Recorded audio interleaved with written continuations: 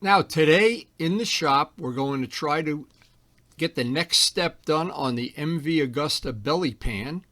Now, to keep in mind, one of the reasons it's worth putting so much time and energy and money actually into this is that's a part that's basically hard to get or impossible.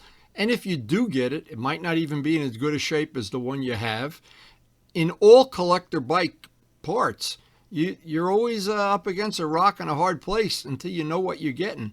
And this one, we're going to try to, and we've tried right from the beginning, to salvage what was a little bit of a debacle in the beginning. Somebody else worked on it. They sanded it and primed it without being authorized to do it. And hey, you can watch this in 4K if you want.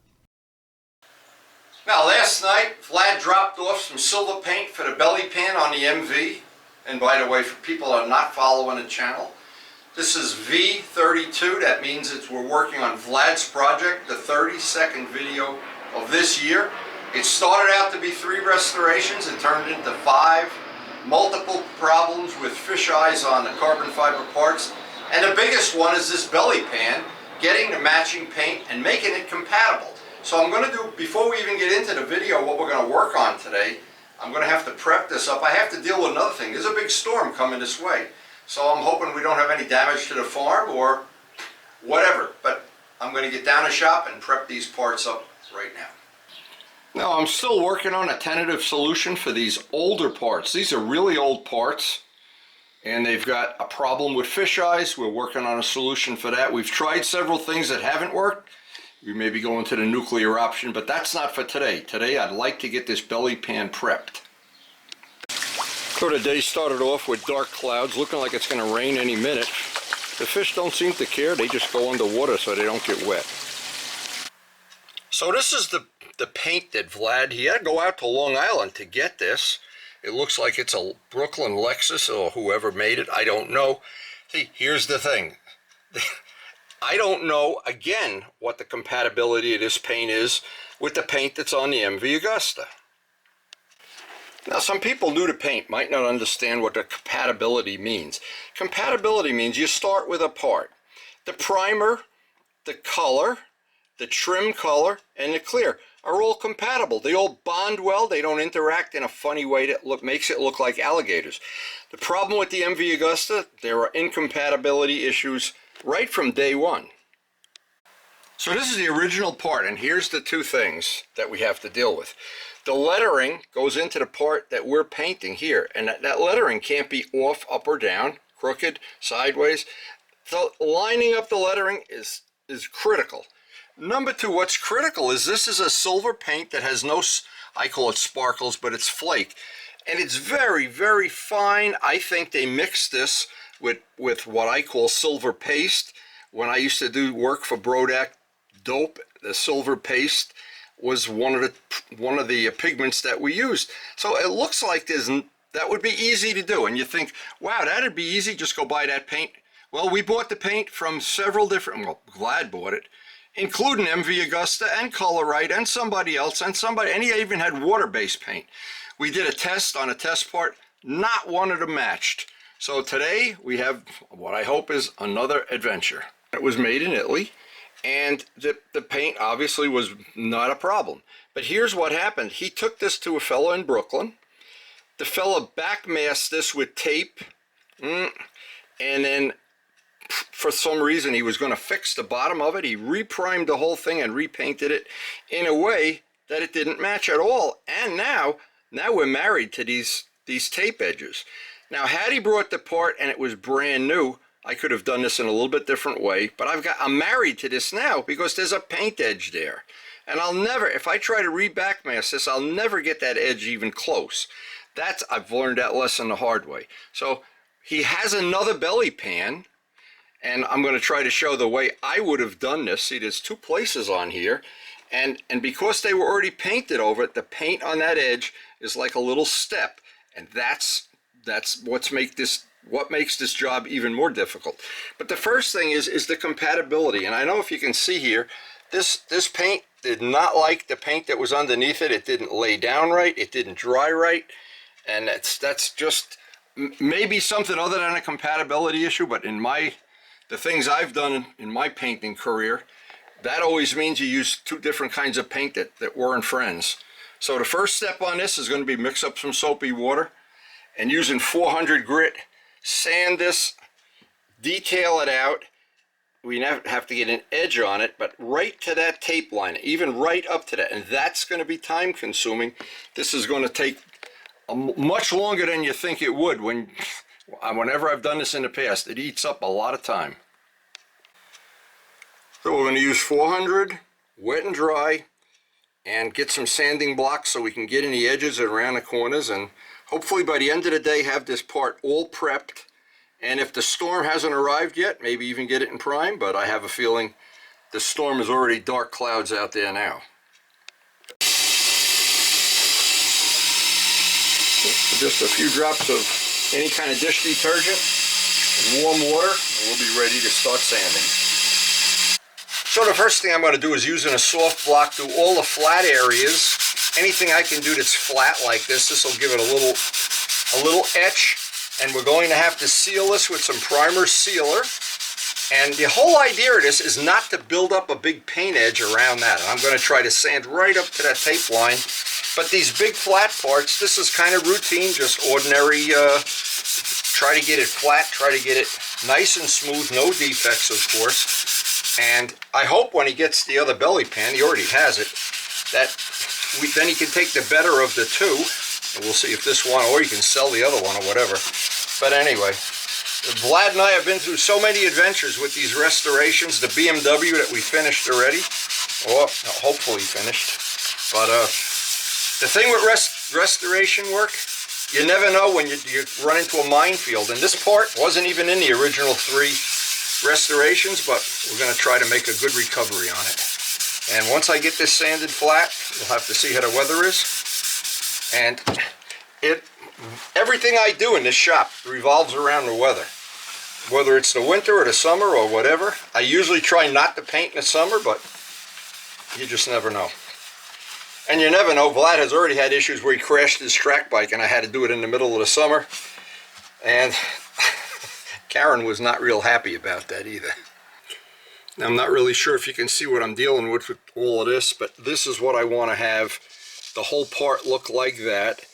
And I'm not going to put 2 hours of it on video, but that is a time-consuming thing, and we've got to get every one of these areas so that the whole part basically looks like this before we go on to the next step. And the weather is going to determine the next step. Now, the biggest thing here, the biggest thing you have to deal with on a job like this or a part like this is to be patient. And anything you do to try to rush it, or if you think, oh, I'll just use rougher grit paper, or I'll just use a power sander, or any shortcuts you take, they come back to haunt you in the end.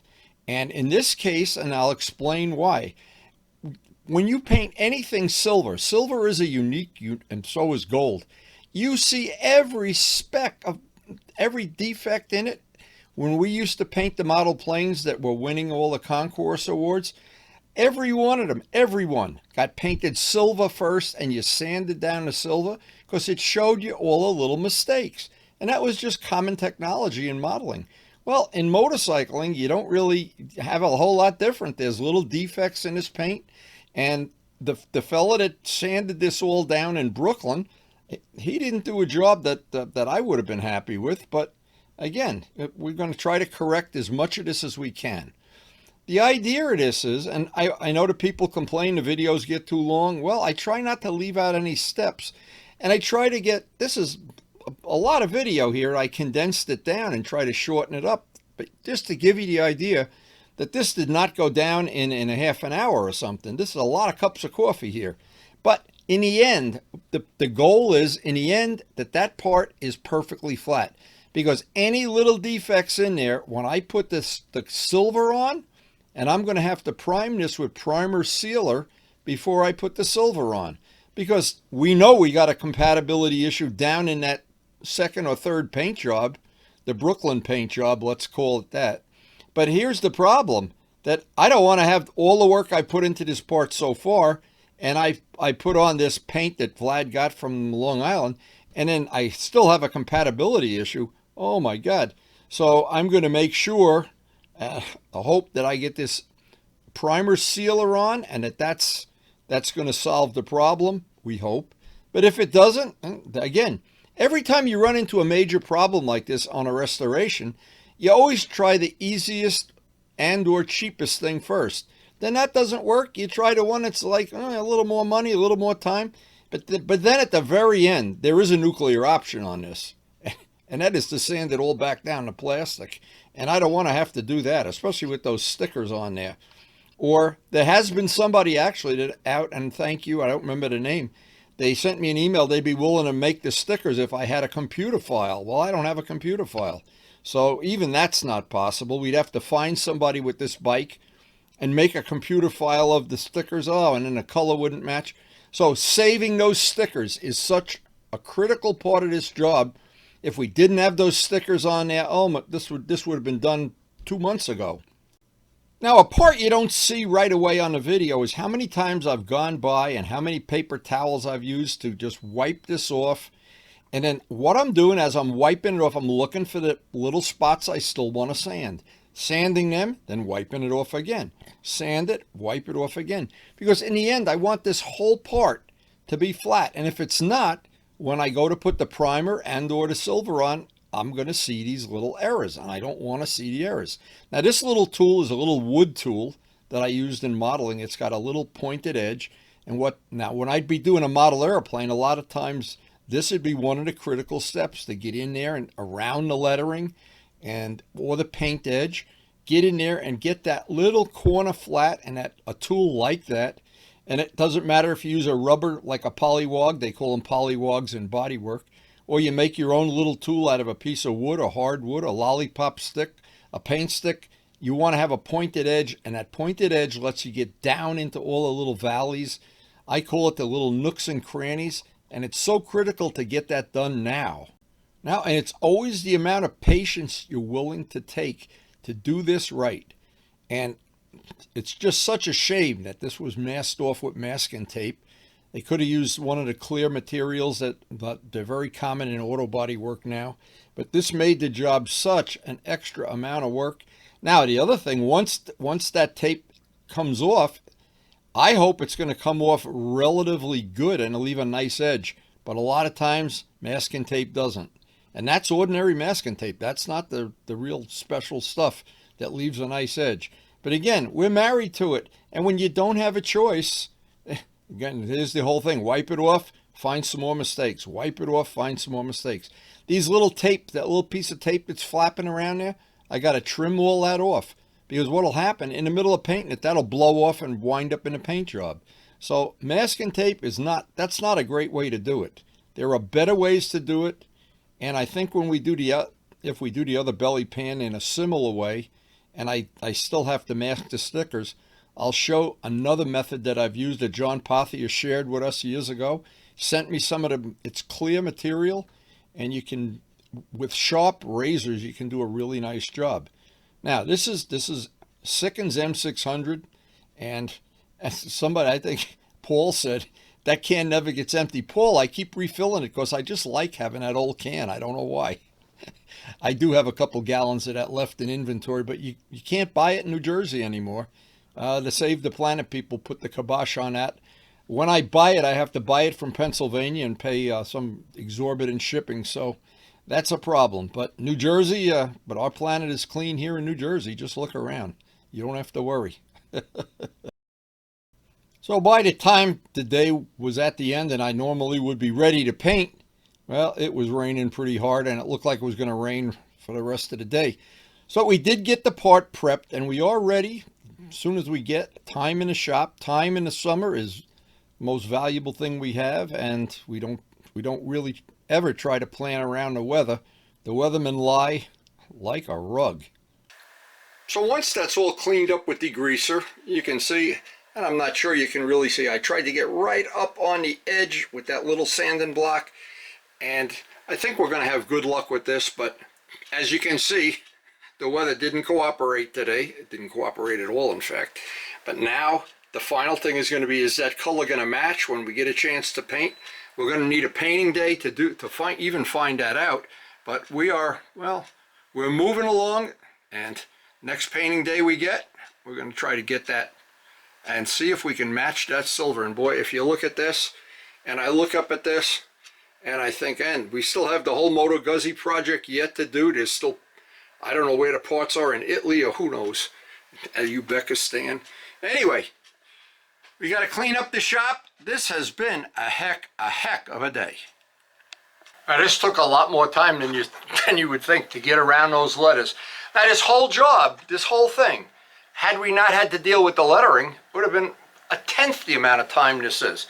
Having that lettering, and because you can't buy it, that's the whole problem. You just can't go to Partzilla and get that lettering. Even if you did, you'd have to assemble a whole bike and line it up with a ruler, and wow, would that be a lot of work. As Vlad found out on his track bike when we lined up that Suzuki lettering. But anyway, he loves collector bikes, and God bless him for taking and restoring these bikes. This is a real, when this one is done, it's going to be a beautiful, beautiful motorcycle. And the thing is, I like bikes that I can just go to Partzilla and get a new part for. But whatever, that's the beautiful thing about motorcycling. Whatever makes you happy, that's what you should be doing. As Joe Roselli so correctly says, ride the bike you like. So if you're new to our channel, the videos we post, and there's over 3,000 of them already, they basically cover restoring older motorcycles. Usually we would be doing this in the winter. It just didn't work out that way. And we try to share the passion we have for motorcycling. Basically all motorcycles, not only the old ones, and some polishing and some carbon fiber work, and some of the rides we go on in the summer when we're not doing this kind of work.